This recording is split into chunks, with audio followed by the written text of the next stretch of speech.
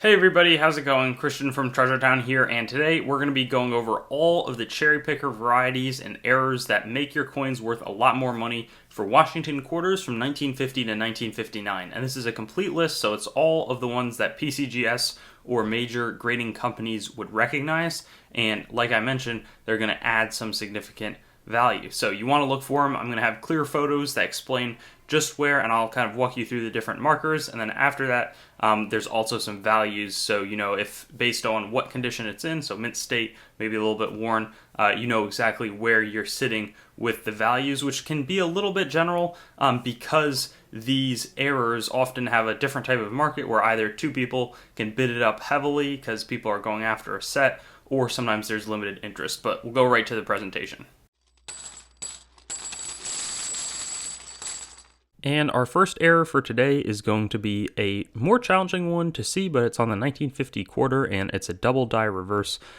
They claim you can see it a little bit in the tips of the wing. I think it's best seen in some doubling along the arrowhead, the talon, and then a little bit in the R and the O, but I think that it's challenging to see nonetheless. AU55 is $25, Mint State 63 is $35, so not much of a jump there. Mint State 65 does reach $100. There's also a few double die reverses on the 1950D quarter. I think that this is very challenging to differentiate again. A little bit in the wings, people claim that you can see it. But it doesn't do much for me. I just always present what the accepted knowledge is. AU 55, 25 up to Mint State 65 and $150. There is a more visible doubling.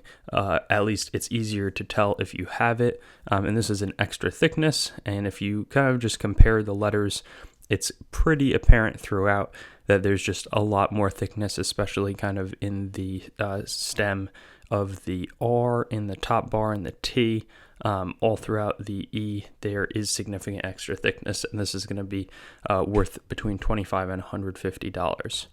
There's also a repunched mint mark, and this is probably the easiest to see of these on the 1950D, and it's a north-south spread, so the underlying mint mark is to the north, and AU55 is $40 up to Mint State 65, again, ranging in the $150.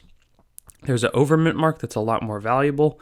That's when the D is punched over an S, so they punch the wrong mint mark in it. That's a lot more valuable when it's just a repunching.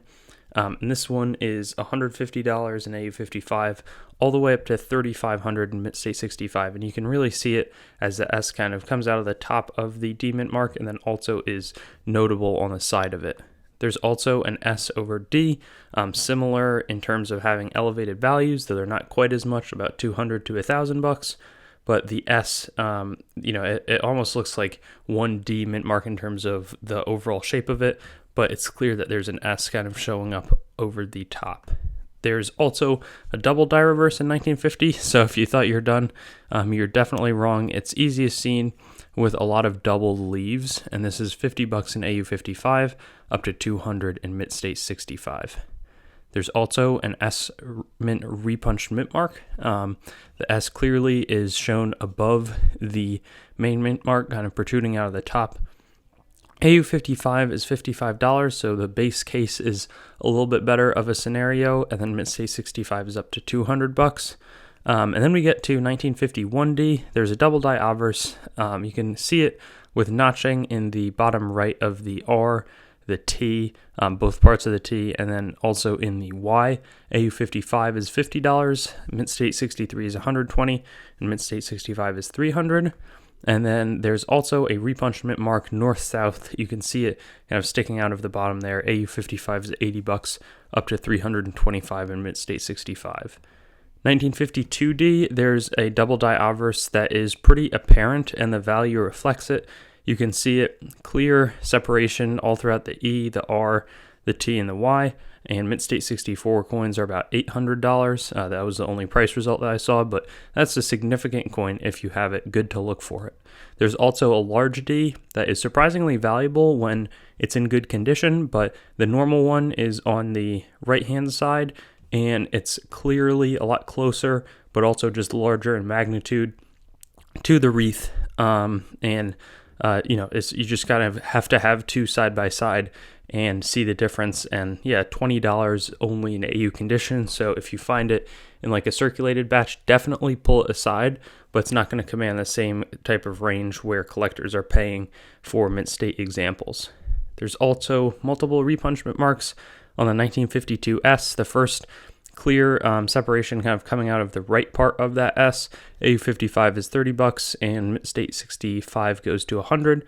And then there's a slightly more valuable one where it's more of a tilt, and you can also see it in the top as well as to the side in the underlying one. $40 in AU range, and then $75 for mint state 63 and $200 for mint state 65. After that, there's a 1953D double die reverse, and again, this one's a little bit clearer, though not super easy to see. There's separation along the sides of the letters in N, in the D. There's also a split serif in the bottom part of the S, and kind of all throughout the markings actually, in the A, the T, the E, and then in the O as well to the right of the coin. AU55 is $25, mint state 63 is $50, and mint state 65 is $200.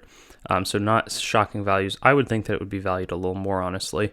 There's also a D over S over mint mark, and I think that this marker is a little bit more challenging to tell if you have it. It's not as clear as some of the more valuable over mint mark ones, but there's a little bit kind of in the center of the mint mark, as well as a little bit of the S protruding in the northwest corner of the letter.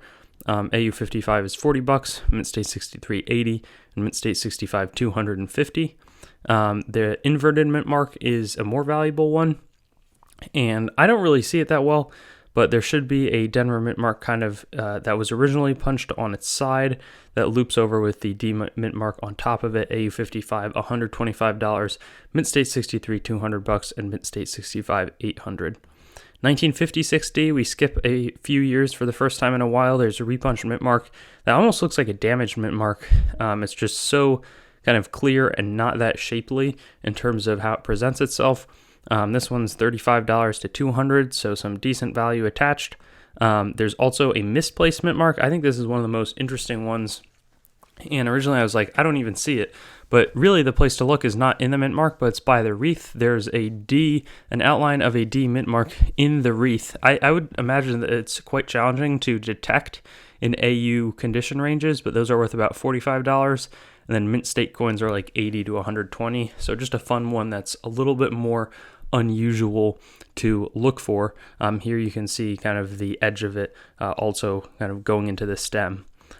There's re-engraved tail feathers, and these ones are pretty challenging to detect, I think, as well. On the 1957 D quarter, it was probably a die was like showing signs of wear, and the person re-engraved the die so that the tail feathers would look more pronounced, but they kind of are oddly pronounced and are very kind of sharp looking, and it's clear it's like somebody stenciled in a design. The only price history that I was able to find was an AU Details coin that sold for $600 on eBay, so definitely a good amount of value there. And then our last, there's one coin that appears on, I'll talk about it later, but it's like 4 different errors all condensed into one. The last coin for today is the 1959D repunched mint mark, where the mint mark shows signs of doubling below it, or not doubling, but repunching with a base that's below the normal D mint mark. AU55 is $35, mint state 63 is $60, and mint state 65 is $150.